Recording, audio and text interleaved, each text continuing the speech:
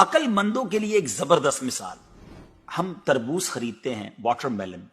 مثال کے طور پہ 5 کلو کا ایک تربوز ہم نے خریدا، اور جب اسے کھانے لگتے ہیں تو پہلے اس کا چھلکا اتارتے ہیں نا. 5 کلو میں سے کم از کم 1 کلو کا تو چھلکا نکل جاتا ہوگا، یعنی آلموسٹ 20%، 20% تو کم ہو جاتا ہے.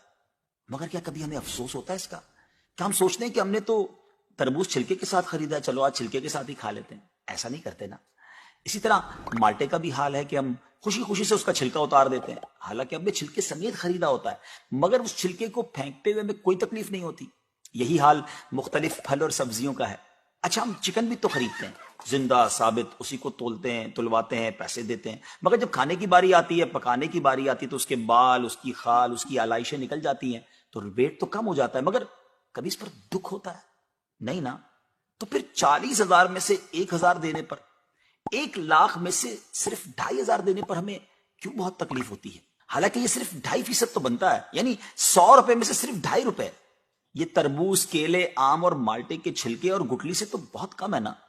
اسی تو زکوٰۃ فرمایا گیا. ہاں، ایک اور بات، سال میں ایک ہی بار دینا ہوتا ہے. مالٹے کا، تربوز کا تو ہر بار چھلکا اتارنا ہوتا ہے نا. یہ 100 روپے میں سے 2.5 روپے یا 1,00,000 میں سے 2,500 روپے سال میں ایک ہی بار دینا ہوتا ہے، اور اسی کو زکوٰۃ کہا گیا. کیا برکت والا کام ہے یہ. مال بھی پاک، ایمان بھی پاک،